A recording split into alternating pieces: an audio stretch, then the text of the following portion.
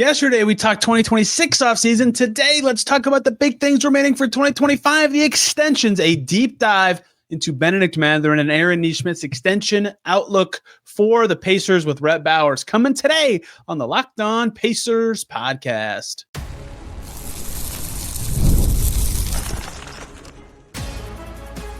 You are Locked On Pacers, your daily Indiana Pacers podcast, part of the Locked On Podcast Network. Your team every day.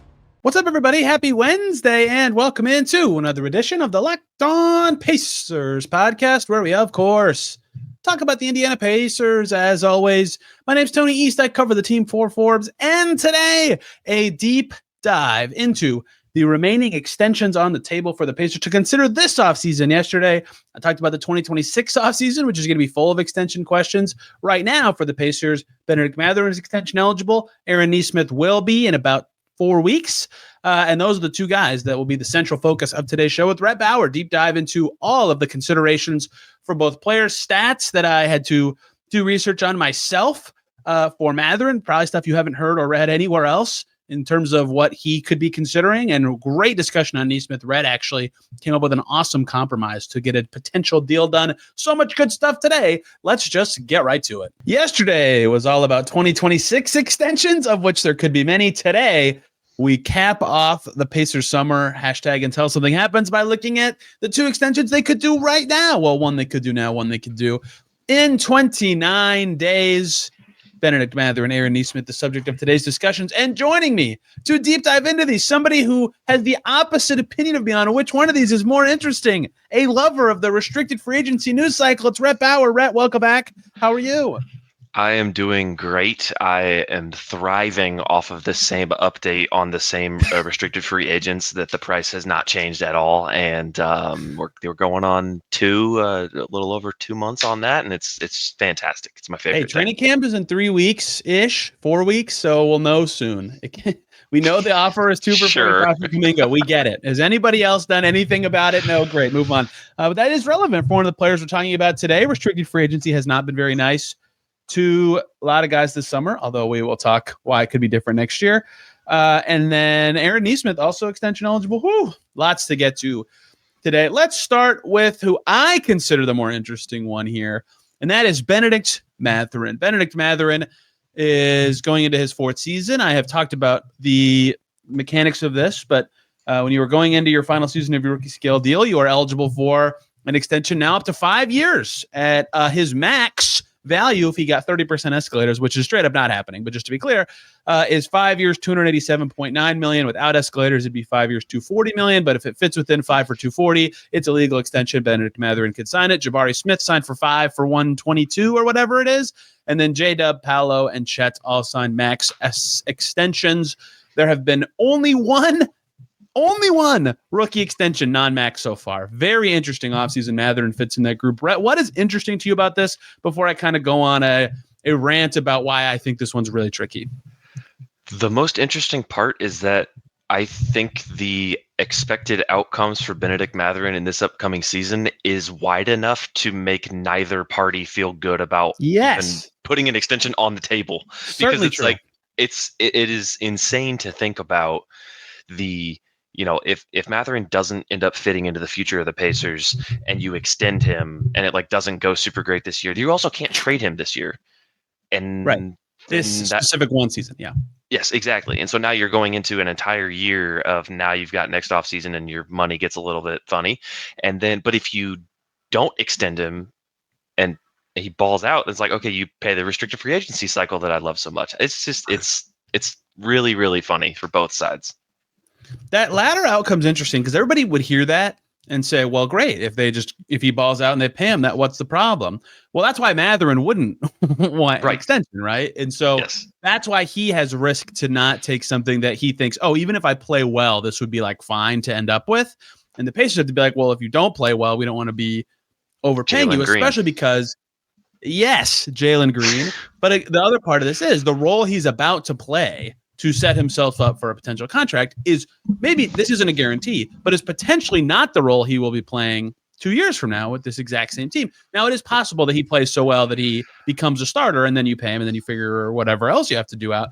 But you're exactly right that both sides are like, well, the both sides have reason not to do it and want more information, right?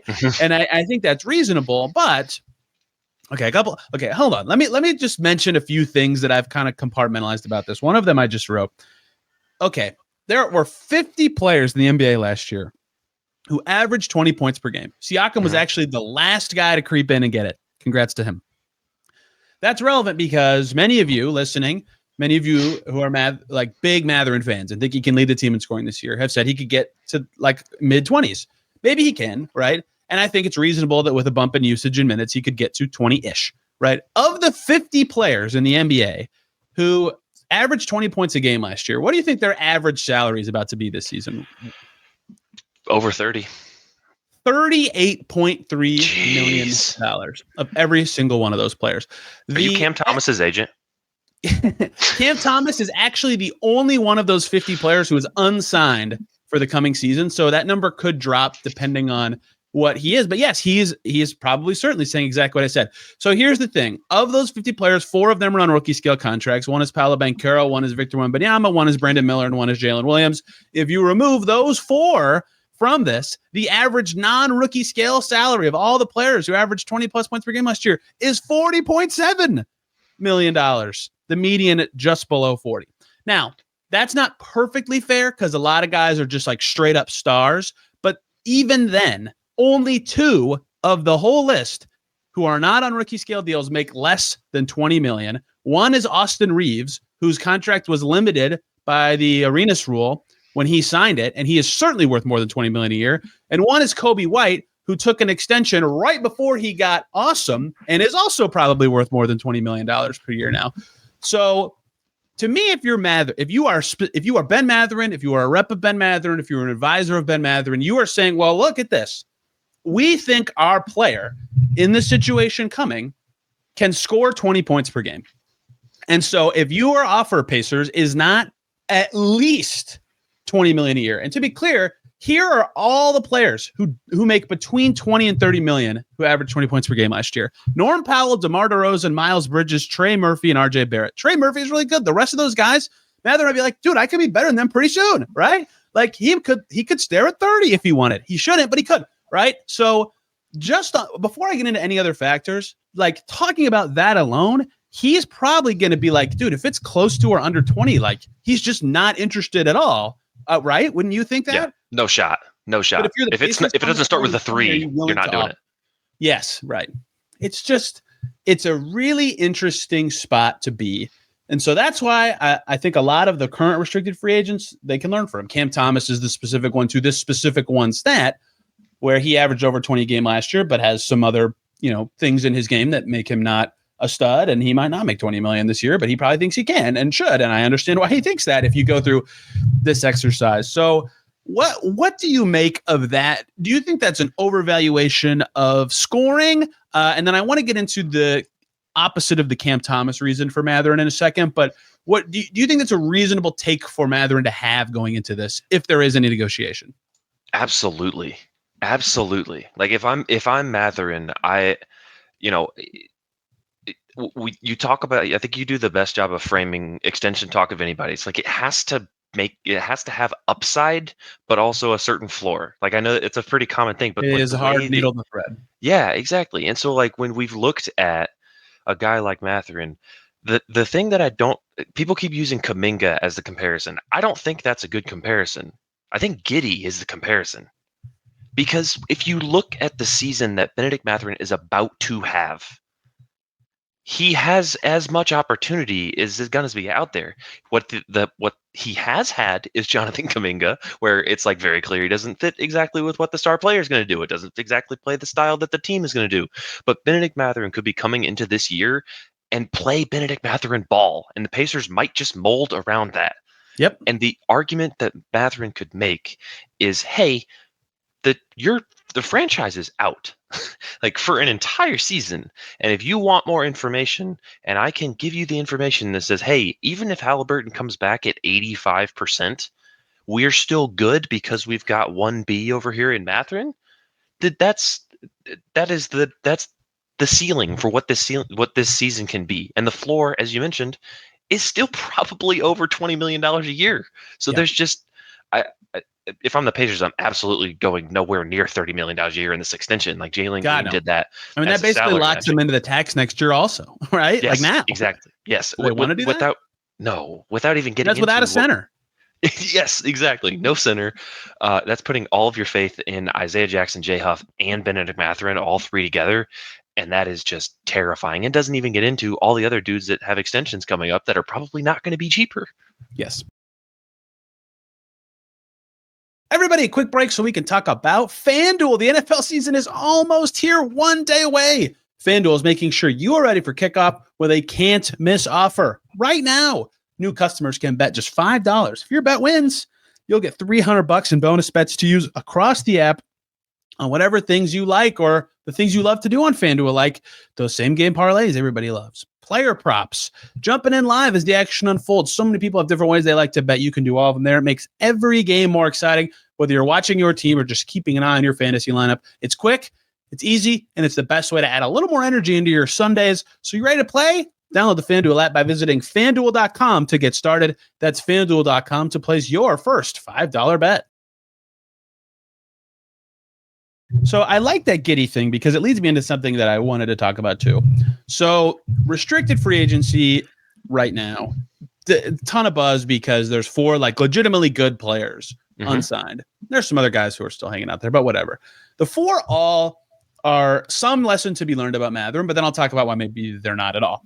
One is Kuminga for the reasons that you just said, right? Kuminga is very clearly good, but maybe not good on the Warriors. And that's not to say he's bad on the Warriors. Like he would be better on other teams than the team he's currently on, right? And I think Mathurin, maybe he could fit, like the Pacers have talked about this, but like there's some melding to go on, but like he could argue similarly, right? With Giddey, it's about he plays on the Thunder for 3 years, then goes to the Bulls. And so his situation is totally different. For Mathurin, his 4th-year situation is going to be totally different than his first 3 years because of the gap year stuff.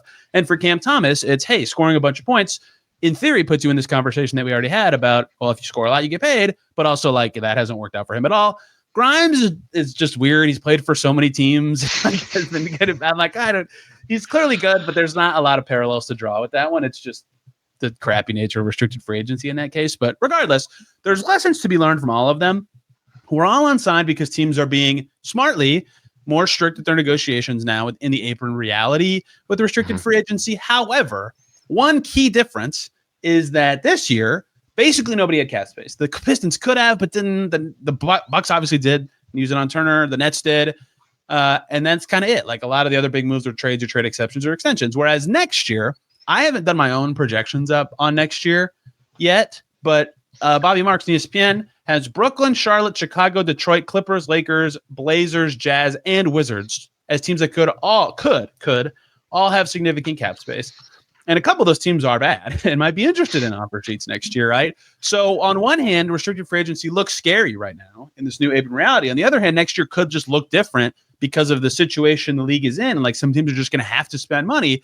So maybe Mathurin would say, well, geez, like maybe there is an offer sheet out there for me next year in a way that there wouldn't have been for these guys. So I don't care about their situations. And then he wouldn't want an extension even more. It's just all very interesting market dynamics that he has to consider in that way. Yeah. I don't, as you were listing out those teams, I was trying to think about what a potential fit might be for some of them. Like you mentioned Chicago. I'm pretty sure Chicago is not going to be a cap space team, assuming that Giddey ends up they're back confusing. to the table. But if they lose Kobe White, maybe. Yeah, I guess. I don't know. But you're absolutely right that of all those teams, like who of them would be interested in a 20-point per game scorer? Like the Jazz, the Wizards, literally all of them in some capacity. If they just the Clippers, if you're younger than 25, they're going to be like, please, come here, please. Yeah, exactly. Yes. How do you feel about a lot of toilets? But if you look at those teams and you could just chalk up $25 million for Bennedict Mathurin pretty easily. Why would you even that's where the Pacers being you've got restricted free agency, so whatever, you're not really in trouble if, as you say repeatedly, if he plays good, you gladly pay the guy. But it's just impossible to pay ahead of time for a guy like this, even though he has gotten better, and even though I think it will be interesting to see what Mathurin ball looks like. there's so much downside if you're wrong. Right. Yeah, if you give him so we've done a lot of the Mathurin side, right? From the Pacers side, it's like, what do you expect him to be when Haliburton is back? Because if they think he could become a starter, sure, maybe they're willing to go a little north of 20 million right now, but yeah, why? Like, if he's good enough that he's worth more than that next year, you would just pay him then, right? That's why a lot of their upside is in waiting. Is that because there's so much unknown? If it goes great, then they can just keep him because they'll have restricted rights. And if it goes poorly, okay, then you already know his role is different. He's not worth what he might think he's worth right now. Like, it's not that big of a downside because he's not bad. It's not like at the end of the season we're gonna wake up next summer and go, "Oh my God, he sucks. He shouldn't be on any team." Like, he's good. He's a good player. He won them many playoff games, right? So it's not like that scary for them to wait it out. And that's why I don't think they should be willing to like really go into the upper 20s, especially because of what I already said. Right now I have them somewhere between 20-26 million from the tax. Who knows what their first pick's going to be, so it's impossible to know for sure. They can make trades during the season. And that is without any other center. If they acquire a better center who presumably will have a higher salary, like that number goes down. Yes. And maybe they're willing to pay the tax because Haliburton's back and they'll be good, and that's fine. But like, just keep in mind these barriers and thoughts that they have to have. So if you're the Pacers, you're not like so excited about rushing into this, right? Unless Mathurin's camp comes to you with an offer that you think is super cheap and awesome for you, why are you rushing? So even though I get why, like, good player might want his money now, looking at how scary restricted free agency's been, I think both sides probably see upside in waiting, right? And so that's why I kind of don't think anything will happen, even though that's not because he isn't good or he'll never be a fit with the team or anything like that. There's just so much unknown, and it's not even unknown bad. It's just they literally can't know because of their weird situation in a way that I'm like, you know what? I'm willing to take the year and punt it away. Not punt it away, like give up. You know what I mean? No. So the name that just came to mind for me, completely different circumstance, was Tyrese Maxey, where it was like both sides were 100% agreeable to not do an extension because it favored both of them. And I cannot think of a more agreeable situation for both sides to just say, prove it. Like, hey, I'm good. I'm good. Because I think people are interpreting no extension as like, oh, they don't feel good about what it's like. No, it's just like, it's reasonable to not do one. No. And I think, if you look at Giddey last year, where it's like, okay, he wanted 30. There's no upside in that for the Bulls. They didn't give him 30, and now he's probably not going to get 30, and the Bulls played it right. Kuminga, same deal. They played it right. So I don't, we're not seeing a whole lot of downside to waiting, and those are circumstances that were a little bit more secure. Like, the outcomes were a little bit more limited in those circumstances. And if you take the deal when there are question marks, like Aaron Nesmith did, like Aaron Nesmith was in a spot, people forget this. Like, people were like, is he going to play? Is he going to be in the rotation before he signed his extension? So like, it made sense why he took it, but then immediately it was like, oh, this is like, he's winning, like instantly. Right. So that's the downside, is like, if you are awesome and do exactly what you need to do for the team right away, it's like, crap. Like you're just stuck in that situation throughout the whole deal. So look no further than Aaron Nesmith, who we're about to talk about, but like, that's the other side of it. Like, people thought Miles Turner's rookie extension was on the low side, and look at that, Sabonis's was too. And you don't want to have to commit to something you think is too low, but at the same time, you're 22 and someone flashes 70, 80, 65, 95, whatever million in your face. You got to call some people, man. You can't just be like, no, absolutely not. You've mentioned the center a couple times, and I think that's a piece that we kind of have to talk about here, because, if you want to get a starting center, that guy is going to cost more than $20 million, right? Like, unless they trade for a guy who's either expiring or about to extend up, and then they pay him more. But yes, I reasonably agree with you. Yeah, but either way, you probably have to match that salary. Okay. Yeah. Look at the Pacers cap sheet. Like, how many of these guys are going to be outbound matching salaries? If you take Bennedict Mathurin's $9 million off the table, your opportunities to actually get a starting caliber center is going to cost you a Nembhard, a Nesmith, or I guess you could do a Toppin, McConnell. Like, it's going to be costly. Real players. Yes, exactly. And Mathurin's a real player too. Yes, but there's the asset cost of including a guy like Bennedict Mathurin before he hits restricted free agency is worth something a little bit differently than just throwing, TJ McConnell and Obi Toppin as somebody with whatever other assets you want to put onto a deal. So that's another consideration for the Pacers side. It's like, well, we have to be so confident in the value of this deal that the opportunity cost of not being able to trade you in this league year is worth it. And I don't see that number coming to play at all. The other point people keep making is like, well, like Jalen Green got paid and they used him as matching salary for Kevin Durant. Like that happened to happen. That doesn't mean that's like good, smart thing to do. You know what I mean? If only there was a team as desperate as the Phoenix Suns all the time. Yeah, that happened. And so like, that's not unreasonable. Cause I've said before, the biggest thing the Pacers are going to feel without Miles Turner is that they don't have easy matching salary for some expensive players. So like in theory that look at this guy, but you also can't trade him for a year. Right. And so then it's just different how poison pill you can, I guess, but poison pills are hard to trade. So yeah, it's very complicated, but I tend to lean, and I think most that I've talked to feel this way in the cap world, that while it's not like impossible, it kind of just makes sense for both sides to wait a year.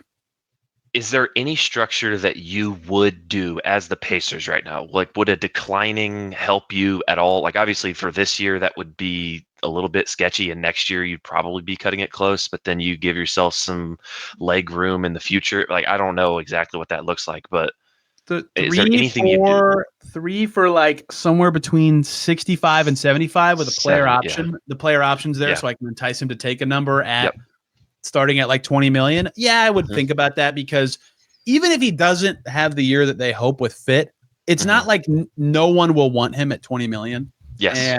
And then you have like reasonable matching salary of an interesting player, right? You're not screwed there. But I'm not, like you said at the beginning, I'm not touching 30. No. No. But I don't think you would just take 3 for 60 or 70 without a player option, right? So no. Yeah, that's probably what I would think about offering as the Pacers. Absolutely. I believe the dunk landed on like 3 for 60. I think that's too low. No. I get why they landed there. I think that, and I don't want to speak for them, but I think that probably comes from somebody who doesn't take Bennedict Mathurin's mindset into account, because Bennedict Mathurin is not going to accept 3 for 60. If there's anything we know about him, there's no shortage of confidence. And I say that as a guy who hopes that Bennedict Mathurin proves all of us that he was right about to have that much confidence.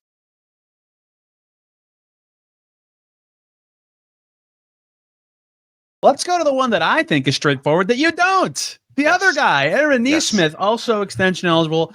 Technically, let me push my nerdy ass glasses up. Technically, not till October 1st. He can't sign it till October 1st. Yeah, he's under contract. They can talk about it now. Like it's not like shady.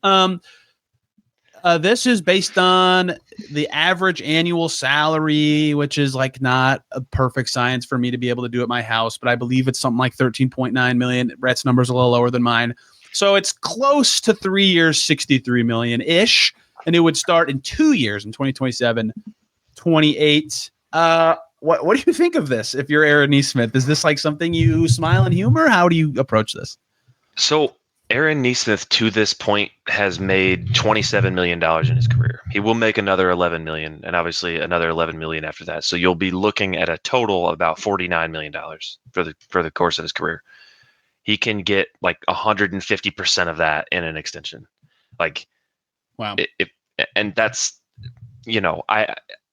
I don't know how people look at, like, once you get up into the, I am almost approaching 50 million, let me sign for 70 million. Like, I don't know what that life looks like, but I'm just thinking about in terms of how much money he's actually made. It's not that much in terms, so where like adding another 60 million guaranteed is, you just like turn your nose up at it. And that is a downstream effect of, there's a lot of different players that might be coming for Aaron Nesmith's minutes this year if the Pacers are not good.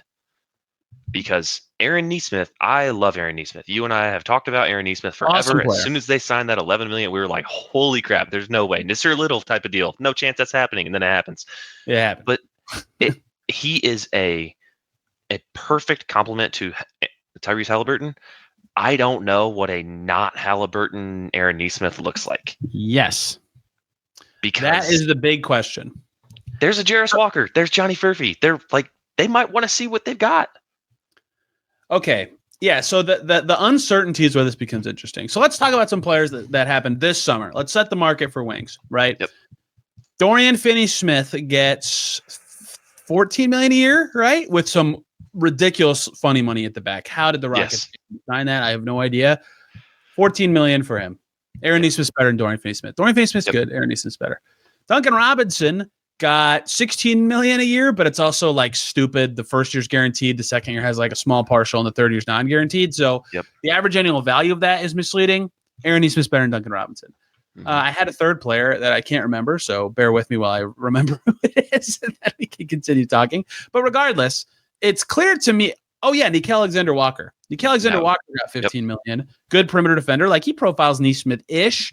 I don't know where you land here. I think Nesmith's a little better than him, certainly. Correct. So clearly above the current like mid-teens guys. So $20 million a year seems reasonable to me. You go back 2 summers. You know, the guys getting mid-20s were Miles Bridges, DeRozan, like also high scoring and, you know, value on the wing kind of players. Patrick Williams' stupid contract is staring at me in the face. Why hold on to that contract? So I kind of think there's not a lot of guy like his value is kind of hard to get exactly right. But I like Kentavious Caldwell-Pope, 3 for 66. That's kind of decent. It's like a 3-and-D guy, but the perception of him last summer was good, but he's not very good now. So I kind of think I have said this, and I still mostly believe this. If I were advising Aaron Nesmith, I would say don't take this. Not because I don't think it's reasonable value for him. I think it is. I think that Aaron Nesmith's probably about that 22, 23 million a year kind of player. And this is a little below that. What I think is, and you're right to point out, and I'll let you make the case for in a second, that we could be a year from now and be like, man, Aaron Nesmith without Haliburton is not the same thing, not even close. Like, what is this guy? What do other teams think of him? What's his trade value now, right? That is certainly possible. However, Tyrese Haliburton is he's going to live. He's alive. Yes. And the other thing is, if you're Nesmith, next summer, you're still extension eligible. Again, you can actually add a 4th year all of a sudden and get to still in that low to mid 20s per year. In fact, the last year could be 25 million. And you also don't have to do all 4 years, obviously. And so I kind of just think because that they could recircle back. And also, the other point I failed to make yesterday, the mid-level exception is 14 million now. Like 2 years from now, it's going to be like 16 million. It's not that far above like the mid-level. Like, your downside of not taking the extension as Aaron Nesmith is like some other team gives you 3 for 50 in a year, and then you lost $10 million by not doing it. So I kind of feel like if I'm advising him, I'm telling him to wait. But if he loves the Pacers, or if his agency says, yes, this is reasonable, then I get why they could agree to it now, even though I'll let you make the case why, again, you won perception change and 2 Haliburton's injuries. Certainly a big wrinkle. Yeah. I mean, the way that you're looking at it is that if the Pacers extend Aaron Nesmith, that all but guarantees Aaron Nesmith, Indiana Pacer, like, and you are there. With as much uncertainty as there is, like, it's possible that Aaron Nesmith loses his starting spot going into next year. If Mathurin is good, Aaron Nesmith is not starting. Or Jarris, exactly. Yeah. So, like, and, you know, I think at that point, Nesmith is a starting caliber wing. There's no question in my mind about that. But how does he feel about not being a guaranteed starter for the next good Indiana Pacers team? Like, and maybe that's a reason to not extend at all, because then he can just find another opportunity, and that's fine. But I don't think that the way that his game, you know, the way that he impacts the floor is going to be great without Haliburton.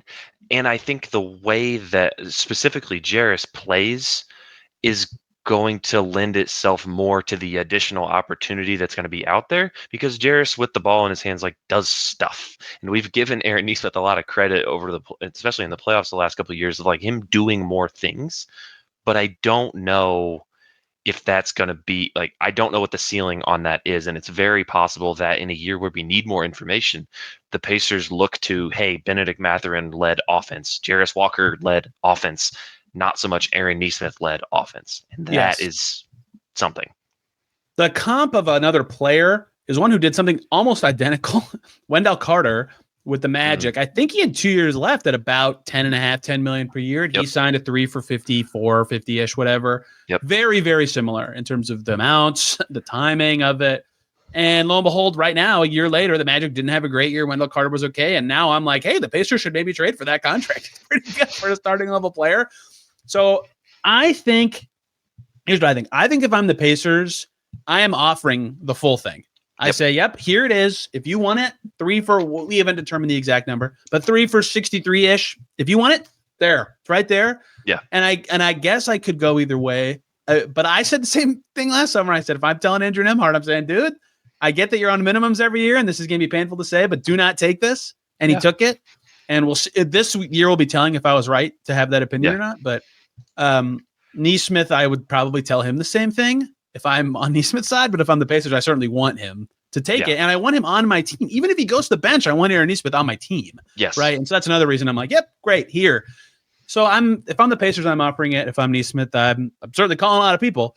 But man, if they get him for the last 2 years of his rookie deal and then 3 years at 33 and then the next 3 years at 60. So they basically have had him for 7 years at 100 million for a starting level wing. That's crazy. That is freaking crazy. But it's awesome. It's just how the NBA is situationally sometimes. Yeah. Aaron Nesmith, 3 years for whatever the max number is on that with a player option in the third year. That's what it's going to be. That's what it's going to be. Because if you're Aaron Nesmith, again, I like that idea. Player option. I like that idea. Yeah, because he made about 10 million on his first in like all of his rookie contracts, right? And then he's got that 33 on top. So now you're at 43 total. And if you do 3 years, 60 million with a player option, you are doubling your guaranteed money, and you have the option to get to free agency at, how old is he? 26. That would be the summer of 2029. So he'd be about 30, I believe. Okay, 29 or 30. Yeah. So I think that right now he is. He will turn 26 on October 16th. So we're like, so perfect. Yeah. Flirting with that 30 range. 29 about to turn 30. Yeah. Right. Which is that there's almost certainly going to be a market for him there. And if not, then he opts into another 20 something million, or like almost 20 million. And now you get another chance to do it. I don't know. I just think that makes so much sense to me. That's a good call about the player option, because player options always sound scary, but you still would have the next 2 years and then 2 more before the player option. You still have 4 years of Aaron Nesmith to just to figure out anything or everything. And those 4 years would just so happen to be the 4 years that Tyrese Haliburton is presently under contract for the Pacers. That right there. Yes. Your window for this iteration of the team is more or less in the next 2 to 4 years. And so if you could just have Aaron Nesmith at probably a 30% discount relative to what he is as a starting caliber wing, you're going to be golden. So I get why you think this one's more complicated, because he has reasons to say no, and there's actually a reason to offer this one. The only reason I think it's less complicated is just because there actually is a set max that's reasonable. So it's simple of just offer it and see what happens. Or as with Mathurin, do you even offer it? Do you even talk about it? But I get what you're saying, that the fact that acceptance is possible does add a lot of complexities and discussions, and these young guys are coming. These players interact, man. Their similar positions also matter. One was a starter at the other one's position during an injury last year. The Venn diagram for Mathurin and the Pacers of considerations, they don't really overlap at all to where an extension's possible. Sorry, I have one more thing to say. Go. No, you're right. The other part of this is we keep talking about this for the Pacers maximizing value and for the player maximizing money, because that's a reasonable way to talk about extensions. There's also just if they're happy living in Indiana. Yes. For the Pacers part of this, that is a factor as well. That is impossible to know as a factor. And that's where there could be more overlap than we know, but that is just speculation. Right. But the considerations, the reason why the Nesmith conversation is so complicated is because the number is set in stone, but the considerations, there's a very large overlap, but then there's also some where they don't overlap, where it's the Pacers have a reason and Nesmith has and so that's why I thought it was more complicated, because the Mathurin one, it's hey, do you want to take 20 million? No. Hey, do you want to give me 30 million? No. Okay, we'll talk next summer. That's more or less the entire conversation. Yeah, exactly. And the last thing I'd say on Nesmith is part of the reason the Pacers have gotten to where they are right now, where they're like this very deep team and the depth is possible to have and afford, is that they have a lot of players that I personally would consider underpaid or like a little underpaid for the production they actually provide or provided past tense the Pacers last year. And Nesmith is very high on that list. Like he's probably making half-ish of what he should be making, right?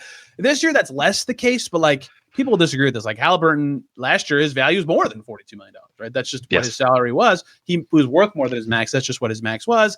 I think Turner was underpaid last year, and the Bucks certainly agreed. I think Nesmith was underpaid last year. Mathurin on a rookie deal, Walker on a rookie deal. Like all this is possible. When those guys start to make more, that's less possible to have all this depth. And that's why Nesmith's deal, it's still the undervalued extension. So it's pretty important for the Pacers to try to figure it out. I have no more points on either of these guys unless you do.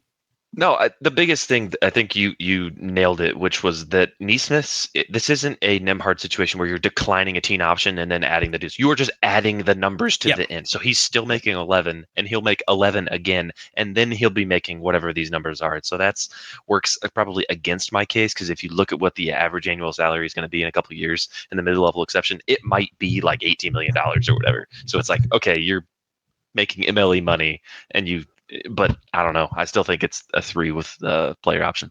Player option's a good compromise for the things that we've all said. Yeah, the Nembhard one. Well, I think every opinion will be decided on this year because I think that that's a great deal for the Pacers. People who said, why did they pay him early and bump up his salary? That they lose Miles Turner because of financial considerations. If he does not live up to like this baller lead point guard this year, they're going to be like, see, I knew it. So this year's going to be telling. And if he's like a $20 or $25 million player, I think the Pacers were well within their right and smart to get ahead of it with him. But we will find out this year, and we'll find out with these two guys before the season starts. The deadline for both of them is 2 days before the season starts, which is October 20th of this year. Mathurin can sign right now. Nesmith can officially sign. Nesmith? I can't talk. Nesmith can officially sign on October 1st. Fun stuff, Rhett. This was perfect. We cannot do this show next summer because it would take 6 hours. Where can people find you and the things you say about the Pacers? You can find me on X at Rhett_Bauer. I told Tony before we started, I said, I appreciate that you chose me to take a 5-minute topic and turn it into 30. And then we turned it into 30. Not a 5-minute topic. It was not a 5-minute topic. I thought we would agree and we didn't. And that's awesome. That's Dude, I could do a J Huff extension next summer for 20 minutes by myself, like easily. I could add another 10 for sure. It's like with the facial hair, it's like you got to. Yeah, one season of info. Let's run it. I'm ready.